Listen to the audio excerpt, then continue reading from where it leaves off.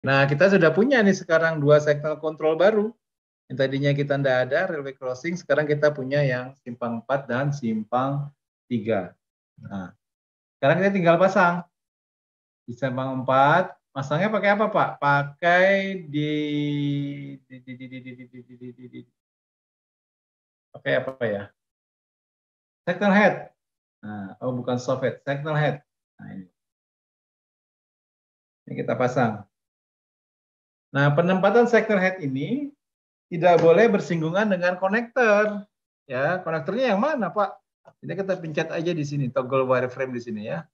Atau shortcutnya Ctrl A. Nah, ini. Nah, di simpang ini ternyata ada konektor dan ada link. Nah, kita tidak boleh pasang menjamakan ya. Itu tidak boleh apa?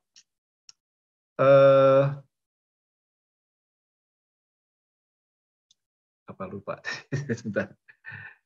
Tidak boleh pasang konektor ya, tidak boleh pasang konektor di tidak boleh pasang signal head di konektor, karena kalau kita pasang signal head di konektor itu apapun warna lampunya kendaraan tidak akan patuh ya, tidak akan patuh ya. Jadi masang signal head ini ya tidak boleh bersinggungan dengan konektor ya, itu satu.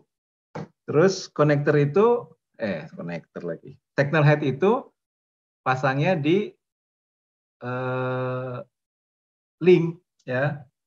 Signal head ini dipasang di link dan tidak boleh bersinggungan dengan konektor. Maka kita klik di sini, klik add new signal head. Ya. Nah, ini kita pilih nih.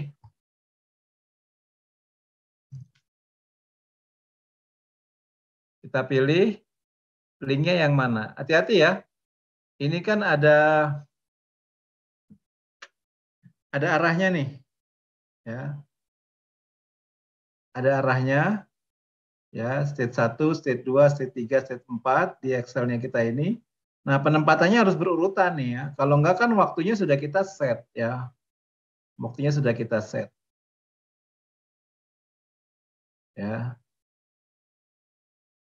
Nah, maka sekarang kita pasang signal head ini di link. Klik kanan, add new signal head. Ya. Kemudian kita pilih di sini signal head dan signal group. Ini yang dari barat, 31 kita pilih. Nah, ini kita punya listnya. Ini kan satu-satu kan yang railway crossing ya. Signal head railway crossing, 1, 2. Nah, ini signal control nomor 3 yang sudah kita buat dari barat. Kalau yang ini signal simpang 3, kodenya itu 4 ya, signal control 4. Kita kasih nama yang berbeda. Ya, kalau ini dari barat, utara, timur, selatan. Ini kuning mati, kanan aja, bawah kanan, dan kiri atas. Ya, maka ditempatkan di sini. 31 dari barat, klik OK.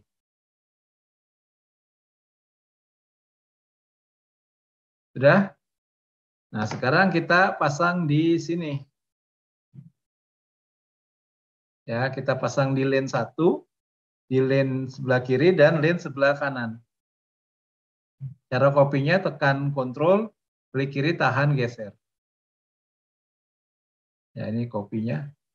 Maka sudah ada signal head yang kita pasang.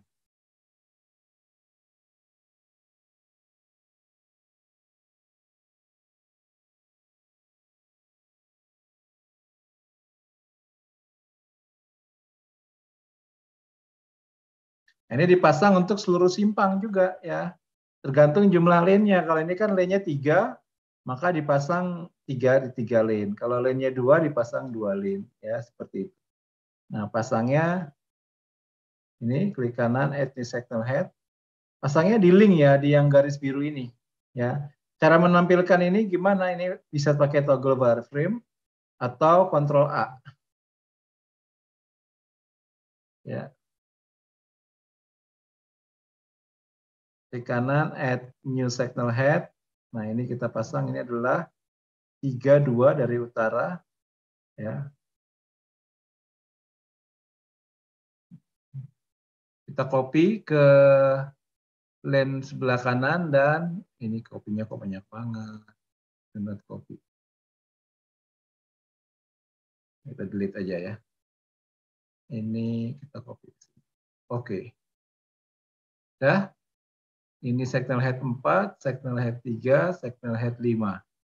Nah, yang signal head 4 ini kita coba membuktikan apakah kalau saya singgungkan dengan konektor, maka kendaraannya tidak akan patuh. Ini saya singgungkan, ya. Tapi tetap di link ya. Kalau gini bangunnya di konektor nih. Maka kalau di link kita linggung, tapi disinggungkan nih. Kalau kita zoom, ini artinya bersinggungan dengan konektor. Ya, tapi tetap ada di area link bangunnya. Nah, ini kita bisa men-set kendaraan apapun bisa tidak akan patuh sama warna lampunya. Ya. Klik kanan, add new signal head.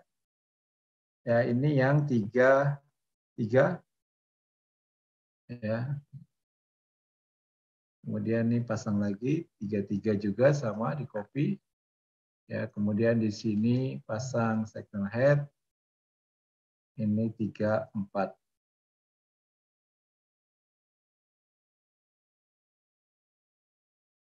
Oke, finish. Kalau sudah ya tinggal kita jalankan saja simulasinya. Ya. Nah, kalau ini warnanya hijau semua atau merah semua sama, berarti ada signal head-nya yang belum dipilih untuk tiap-tiap kaki simpang.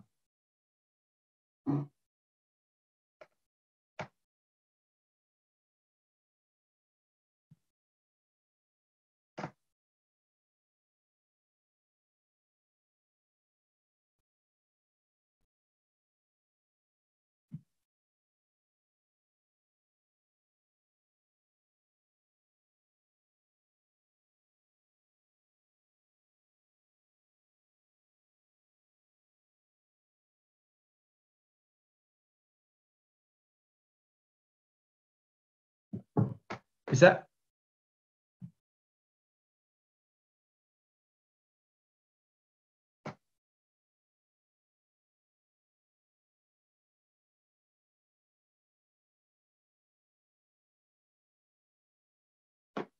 Cara yang sama berarti kita bangun di yang simpang 3 ini.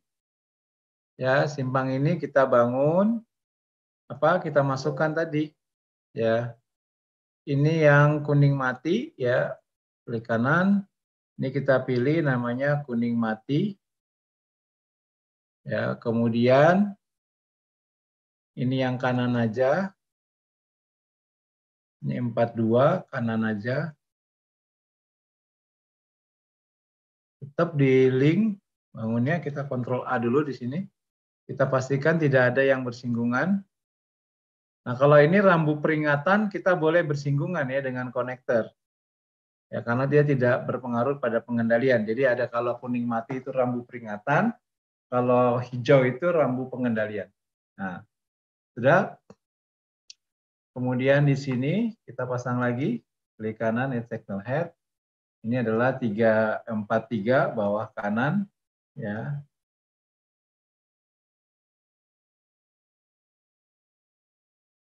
Ini kemudian yang sini adalah terakhir ini kiri atas.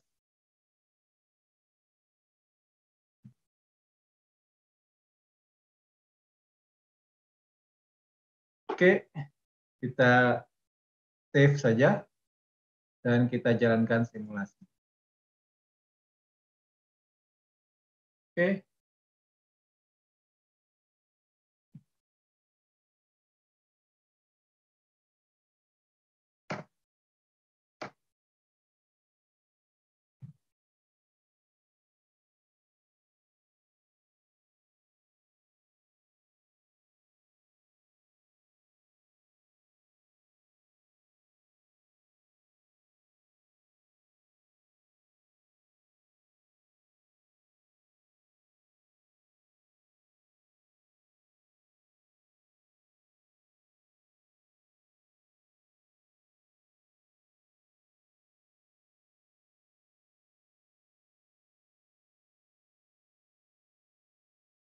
Sudah?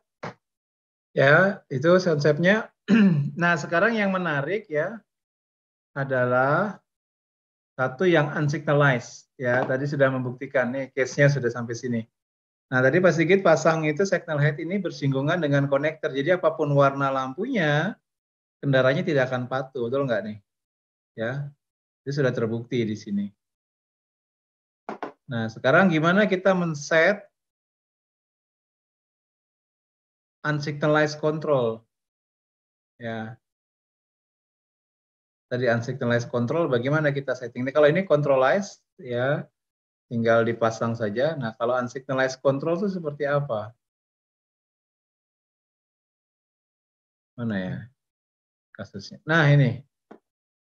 Saya fokus ke titik sini ya. Titik sini ini jadi konflik karena kendaraannya di sini belok kiri langsung dan di sini mau menerus atau ini belok kanan, sama konflik. Ya, ini konfliknya apa jenisnya? Tadi sudah dibahas, jenisnya apa konfliknya ini? Namanya. Ada yang ingat nggak? Bisa di chat yang ingat.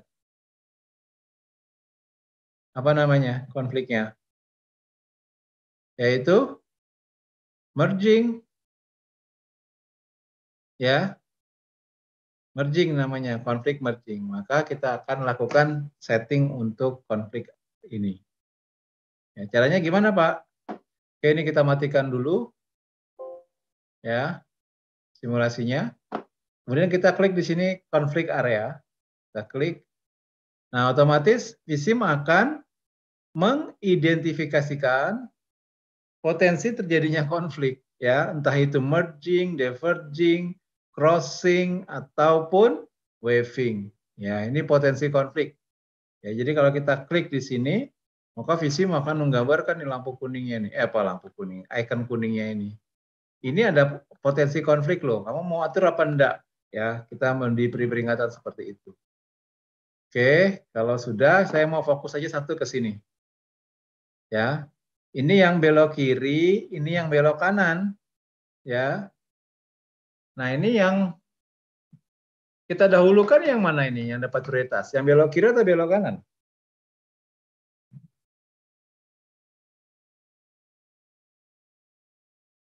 Mana yang kita prioritaskan? Yang belok kiri atau belok kanan? Coba di chat yuk, supaya nggak ngantuk nih. Belok kiri, alfa belok kiri. Yang lain, belok kiri Pak. Ayo, belok kiri atau belok kanan? Yang kita dahulukan. Yang dapat prioritas. Menguji kompetensi Anda dapat SIM bener apa enggak nih. Ya, belok kanan, belok kanan. Kanan, kanan. Oke, good. Ya. Jadi yang kita dulukan yang belok kanan, yang kita prioritaskan, ya. Ini yang disebut dengan konsep giveaway, ya. Jadi kita klik di sini, klik kanan, set 2, wait, ini salah, ya. Kalau kebalik berarti set 1, wait 2. Ini kalau gini kita dahulukan yang belok kiri. Maka ini kita set 1, wait 2. Kita change saja. Nah, ini konsep giveaway nih. Yang kadang nggak jalan di Indonesia konsep giveaway itu. Ya, kalau kita kan ya gitu ya, di jalan ya. Ya. Nah, harusnya konsep giveaway itu kan memberi jalan. Jadi yang kita beri jalan, kita yang belok kanan dulu. Karena yang belok kiri ini sebenarnya tidak ada hambatan, ya, sehingga dia nggak ada keperluan untuk segera untuk lolos dari sini. Sementara kendaraan yang belok kanan dia kan habis kena hambatan lampu merah, sehingga bagusnya dia jangan terhalang lagi ini, ya. Kegiatannya seperti itu namanya. Jadi konsep giveaway ini yang kita batasi. Jadi pembatasan ini yang belok kanan. Nah, ini sama konsepnya, ini yang lurus sama yang belok kiri sama, ini tinggal di set saja, set 2 bit 1, ya. Seperti itu. Ya, jadi ini sudah kita atur namanya konflik area, ya. Nah, bagaimana dampaknya? Dampaknya harusnya kendaraannya yang di sini dia berhenti ketika mendapati ya ada kendaraan yang segera melewati titik konflik ini. Ya, nanti kita lihat, kita perhatikan. Yang tadinya dia tidak peduli ada kendaraan apa nggak kendaraan, tabrak aja kan gitu. Ya, mungkin itu yang dimaksud sama rekan tadi yang bertanya sesi pagi. Kenapa masih tabrakan? Ya mungkin salah satunya sih di sini nih yang perlu di-set.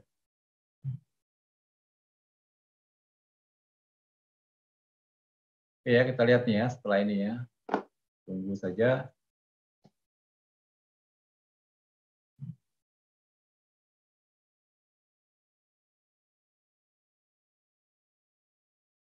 Nah, dia selalu berhenti dulu, mengalah, baru kemudian jalan. Ya, dia memperlambat karena dia ada instruksi untuk memberi jalan tadi. Ya, ya ini busnya.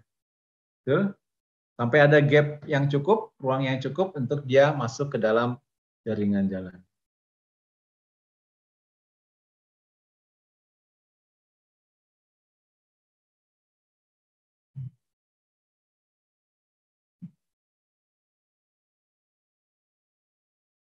Oke, satu lagi, konflik unsignalized selain konflik area, kita juga bisa melakukannya dengan priority rules.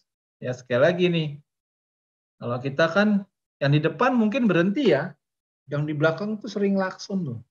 Ya, ini meskipun mudah tapi jangan sering-sering digunakan karena jadi modelnya nanti jadi nggak realistis ya.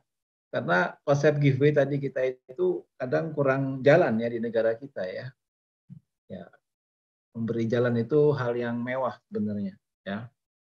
Nah, sekarang Pak, gimana kami bisa men-setting ini ya apa satu-satu Pak ya. Ini kalau gini kan dia berhenti terus monggo Mas lewat terus Mas lewat terus ya. Yang di belakang kasihan ya.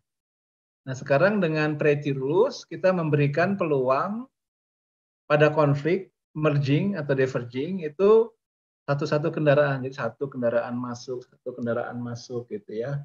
Gantian lah bahasanya gitu. Kalau di sini nggak gantian, dia sampai selesai, sampai ada gap, ruang yang cukup, baru dia masuk. Kasusnya sama, merging juga di sini. Kalau saya klik konflik area, ya sama ini. Ya. Nah, tapi saya nggak mau praktek yang konflik area, saya prakteknya yang priority rules saja di sini. Ya, nah priority ini saya mau set di mana ya kendaraannya satu-satu, satu masuk, satu masuk, satu masuk. Jadi nggak nunggu dia. Ya. Nah, harusnya ini berpeluang kepada jenis kendaraan yang lebih besar ya. Kalau motor jarang yang mau berhenti ya. Kayak Pak Sigit kalau naik motor belok kiri nggak pernah nengok kanan tuh ya. Langsung aja melipir kiri gitu ya. Itu yang kadang mengandung isu safety-nya lagi ya. Oke lah, kita kerjakan saja nih. Priority rules ya. Sini klik kanan, add new priority rules. Nah, priority rules ini objeknya ada dua, ada orange bar, ada green bar nih. Nah, yang green bar ini ke rute sebelahnya nih. Ya, rute sebelahnya ini bersinggungan sama rute yang ini, kita klik. Nah, parameternya ini ada 3 nih. Ya, ada maximum gap time, clearance, sama maximum speed. Nah, sebenarnya dia lebih spesifik ditanyakan, ini konflik apa sama apa?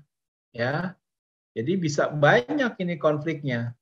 Ya, kita bisa pilih antara truk sama mobil, antara mobil sama bus, antara motor sama truk gitu ya. Tapi pembelajaran sekarang kita buat aja lah semua kendaraan dengan semua kendaraan, wis aman ya. Kita buat satu dulu, buat belajarnya dulu. Nah, clearance ini saya rubah sedikit di nilainya jadi 6 meter lah katakan gitu ya, supaya jadi perhatian. Klik OK. Nah, 6 meter itu jarak antara ini belum selesai. Bangun objeknya belum selesai. Klik kiri aja di luar jaringan, klik kiri. Nah, ini 6 meter itu dari baris ini ke segitiga ini 6 meter. Ya. Ini bisa kita set di mana 6 meternya ya. Terus di mana letak yang sesuai? Ya harusnya di merah ini tengah-tengah antara ini ya. Fungsinya apa ini instruksi ini? Fungsinya adalah ketika kendaraan itu menyentuh segitiga, maka dia memerintahkan kendaraan yang sini untuk berhenti di garis orange ini. Setelah dia melewati garis hijau, baru dia boleh lewat lagi. Itu konteksnya. Ya. Setelah segitiga kamu berhenti ya, lewat segitiga kamu berhenti ya. Sudah ya. Ini kalau saya jalankan ya simulasinya. Ups. Nah ini.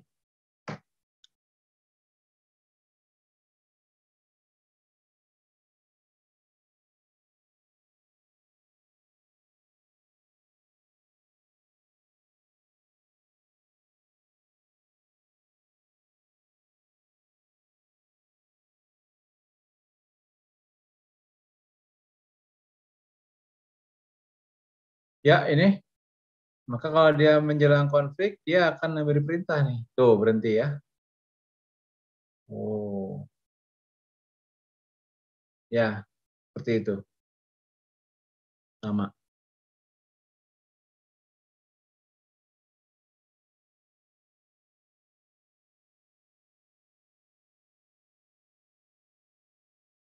Nah sekarang yang memberi perintah harusnya nggak cuma yang dari sini dong, yang dari sini juga boleh memberi perintah. Maka kita bangun dua cooperative rules nih di sini. Ya, klik kanan di sini, add priority rules, dia bersinggungan sama garis ini.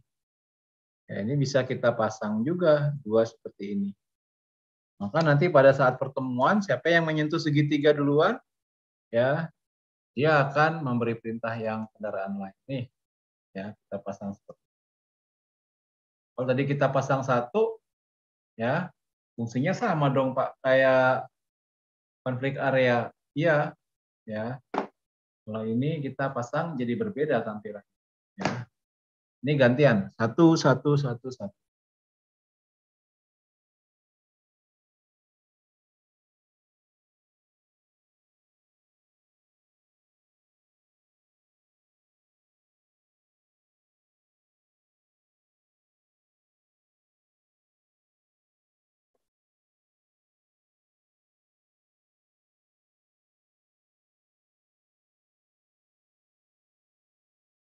Ya, seperti itu. Satu, satu, ya ini satu gantian. Ya, itu baru tabrakan di sini ya settingan. Ya wes. Itu diatur konflik area. Nah, case yang lain sekarang saya gabung nih antara priority rules dan konflik area ya. Gimana penggabungannya yang cocok fungsi priority rules dan konflik area ini dalam hal signalize? Ya, itu adalah ketika kita ketemu yang namanya railway crossing ya. Perlintasan kereta. Ada ya di Magelang ya, perlintasan kereta ya. Bagaimana kita membangun perlintasan kereta? Yang pasti kita bangun dulu relnya ya. Satu ini relnya nggak ada ya, jalan semua. Oke, ini sudah ada petnya. Sekarang kita ganti saja display settingnya ini untuk rel. Nah, caranya kita klik link ya, kemudian ditunjuk link ini linknya belum nyala. Ini link, klik ya, klik kanan, atau klik dua kali, klik dua kali. Nah, ini display type-nya bukan roadway tapi adalah railstone ya. Railstone di sini, klik oke. Yes. Maka kita sudah ketemu railnya. Sudah? Nah, sekarang kalau sudah channel railnya seperti ini, ya kita masukkan keretanya. Saya belum ada nih. Ya oke, kita masukkan keretanya dengan cara masukkan public transport ini, PT. Ya, PT line kita masukkan. Ini kita klik kanan, add new public transport line, ya, klik. Nah ini kita cek saja di sisi terakhirnya sini, foto akhirnya, ya ini sudah nyala, garis orange-nya, klik kiri. Maka sudah ketemu PT line, dialog PT line nomor 1, kita kasih di sini KA merah, ya. Nah, vehicle type-nya apa? Bukan bus, kita kasih tram aja deh, sudah ada. Ya, tram, kecepatannya kita pilih kecepatan bus, ya, kecepatan truk lah, kecepatan HGV, free flow speed. Nah, kemudian kita minta kereta itu hadir 2 kali saja lah ya. Klik kanan, add 1, klik kanan, add 2.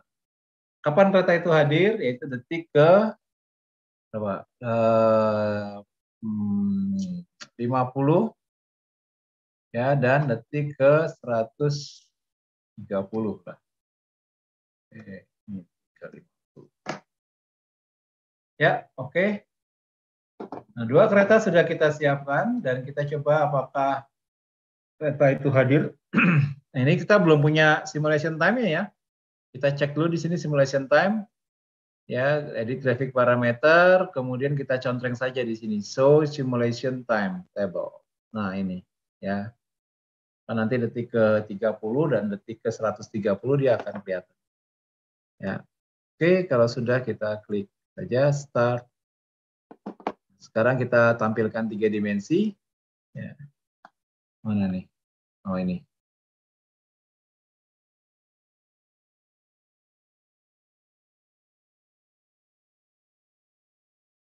Ya, kereta kita sudah tiba. Dan pastinya terjadi tabrakan, ya enggak? Nah, udah 1. Nah, kereta kedua pada detik ke 100 berapa? 30 berarti 2 menit 10. Ya, ini dia kereta kedua.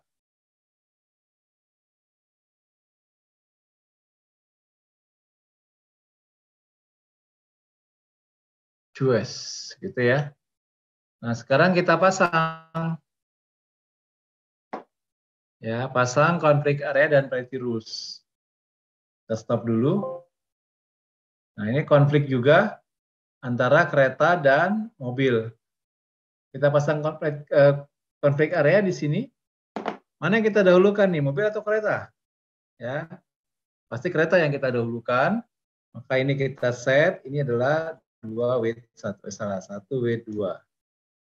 Ya, kemudian ini 2 wait 1. Oke, ya. Tapi kalau kita pasang seperti ini, ya, kita ya sebagai pengemudi, kereta udah di depan pintu sini, baru pengemudinya berhenti. Jos gitu kan, sangat tidak safety ya. Maka kalau teman-teman pernah punya pengalaman melewati perlintasan kereta yang sedang dilalui kereta, nah pertanyaannya kan gini, pada jarak berapa kereta pintu mulai menutup?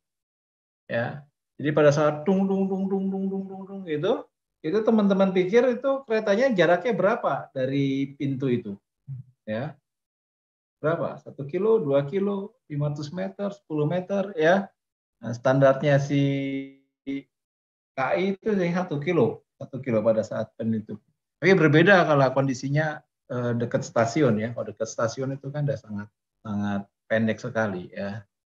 Nah ini tidak boleh yang seperti ini. Jadi keretanya sudah di depan, baru kendaraannya sudah berhenti ya, rem mendadak. Kita punya space misalnya ada jarak tertentu supaya pintunya palang pintu kereta mulai menutup dulu, baru dia boleh lewat. Nah caranya gimana? Nah ini nggak bisa di set di konflik area, bisa setnya di priority rules seperti ini ya. Coba pasang ya, klik kanan, add new priority rules. Nah ini orange bar di mana dia berhenti. Kemudian green bar-nya bukan saya letakkan di bawah sini, karena nanti kalau di bawah kendaraannya belum lewat, kendaraannya sudah suruh jalan ya. Maka ini adanya di atas. Ya. Nah ini baru di awal ini stop markingnya untuk semua kendaraan dengan yang namanya tram. Ya kan gini. Kendaraannya tolong berhenti dong, ini kalau ada tram lewat. Nah, kemudian nih jaraknya berapa nih? Baru kita isi 1 kilo kalau di PT KAI ya. Tapi karena kita nggak punya jaringan jalan 1 kilo, ya kita ketik aja lah 150 meter gitu ya. Ini klik OK. Nah, analoginya seperti ini belum selesai ya. Saya klik saja keluar jaringan. Nah, kita ketemu nih segitiga hijau sini dengan garis hijau ini. Jadi pada saat kereta menyentuh segitiga hijau ini, maka kendaraan di sini sudah mulai berhenti. Ya. Setelah kereta melewati garis hijau, baru dia boleh jalan, kan gitu. Ya. Dan ini dipasangnya ya di setiap arah kendaraan. Nah, sama. Ini sama dengan tram. Ya, 150 meter. Buang di luar jaringan, klik OK. Ini yang ke arah atas. Ini yang ke arah bawah. Iya. 150 meter. Klik OK. Satu lagi kita buat. Iya, ini dengan tram 150 meter.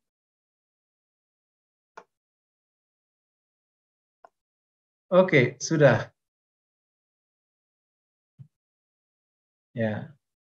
Maka kita sudah bisa membuat namanya railway crossing.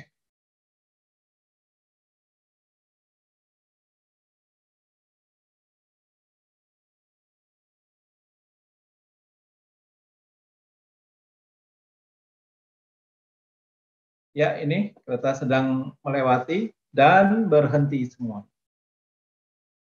Iya, aman. Kereta kedua.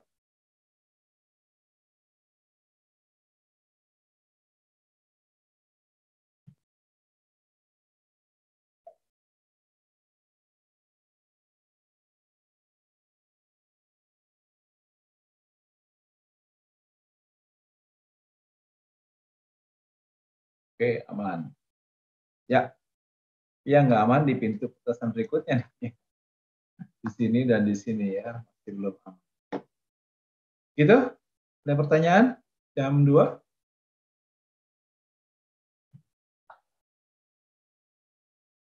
Untuk materi di pelatihan ini belum ada Pak, tapi tadi ada pertanyaan dari Bapak Ibu dosen, apakah bisa saya bacakan dahulu? Silakan Bu, silakan. Baik. Ini yang pertama ada dari Bu Evi Pak. Jadi berdasarkan literasi, pemodelan makro akan membutuhkan banyak sekali parameter. Jadi kesannya akan lebih rumit. Kalau dari Visim atau Visum bagaimana ya? Gitu Pak. Yang sama aja Bu. Ya, nggak ada yang sederhana. Ya, nggak ada yang sederhana. Ya, materi berikut saya baru mau ngajarin yang susahnya ya. Namanya driving behavior. Nggak ada yang sederhana. Ya, sama parameternya itu luar biasa. Ya, nggak ada yang sederhana. Event MKJI aja kan parameternya banyak juga. Kalau MKJI kan lihat tabel, lihat ini apa yang sudah disederhanakan dalam formula. Visim juga saya nggak bilang itu sederhana, nggak ada. Ya, makanya belajar Visim itu nggak ada yang mudah. Ya, saya belajarnya aja sampai sekarang masih belajar. Ya, tapi sekarang teman-teman adik-adik mahasiswa ini belajar lebih cepat karena dibantu dengan tutorial dari Indonesia, sudah ditulis buku ya, sehingga mencari parameter itu jauh lebih cepat. Ya, 2 minggu, 3 minggu tuh selesai. Ya, 3 bulan, nah udah ahli udah. Ya, anak didik saya 6 bulan udah expert semua, udah PKL, udah pakai sistem semua, karena sudah tahu parameter. Di Visim ini ada 500 input parameter, Ibu. Ya, di sini ada 500 input parameter. Dan kita enggak usah ngurusin yang 500 itu ya. 500 itu sudah defaultnya Visim semua. Ya, yang berpengaruh itu paling cuma 10. Jadi kita fokus ke 10 parameter saja. Yang 490 kita nggak usah, satu datanya susah nyarinya ya. Kedua itu risetnya udah hasil riset dari 40 tahun yang lalu ya. Dan sekarang dari profesor-profesor yang ada di Eropa semua data-data itu. Ya, jadi kalau kasus Indonesia, kita hanya fokus di 10 parameter. Ya. Apa 10 parameter itu? Ya tadi ini yang saya mau hantarkan. Satu, driving behavior. Yaitu ada lateral, ada car following, ada lane change. Ya, itu kita set. Kedua, parity rules ini. Ya, ini penting. Ya, terus ketiga, itu ada desired speed distribution, ya. Terus apa lagi? Pretty rules, desired speed distribution, lupa lihat contekannya dulu. Ya. Ada 10 lah pokoknya berdasarkan pengalaman pengguna dari Indonesia ya, pengguna ahli dari Indonesia, kita fokus aja ke 10 parameter itu. Yang 490 itu kita ikut default bahasanya, ikut defaultnya vSIM aja udah bagus itu. Dan hasilnya kalibrasi validasi itu sudah di atas 80%. Ya, kita nggak usah ngoyo sampai 199%, nggak usah ya. Di atas 80 aja udah bagus itu modelnya. Ya, kita bisa lakukan banyak skenario dengan hasil model validasi 80%. Itu Bu, nanti saya cari ya faktornya apa aja, saya boleh kirim nanti kalau sudah ketemu. Baik Pak, terima kasih. Ini satu lagi, Bapak Sigit, ada pertanyaan dari Pak Dedi. Ini apakah software vSIM bisa diintegrasikan dengan software BIM, misal OpenRoot dan InfraWorks? Oh, oke. Import ekspor vSIM ya. eSIM itu punya limitasi terhadap import, Pak. Kalau kita lihat di sini, nggak jalan ini, saya matikan dulu. Ya. eSIM itu sangat terbatas sekali dalam importnya ya. Hanya punya INM, Abstract Network Model, roots, ya, kemudian CAT dan BIM serta subfile di sini. Ya. Kalau Bapak tadi minta BIM, ya Bu, betul ya Bu. Nah itu bisa kita import di sini juga. Subfile, GIS juga bisa, ya. Tapi kalau visum itu jauh lebih lengkap, ya. Ini saya baru tahu kalau dia bisa import di subfile di versi terbarunya, ya. Kemarin-kemarin nggak bisa ini subfile. Sekarang udah ada, oke lah, it's good lah, ya. Itu jadi importnya terbatas. Kalau visum, kalau Pak Dedi tadi lihat di file visum, itu source petanya itu jauh lebih banyak, source importnya itu jauh lebih banyak daripada visum. Bisa dari CAT, bisa dari EME, Saturn, ya, kemudian Transcat, kemudian Cube, ya software-software kelas lain tuh bisa kita baca di softwarenya visum.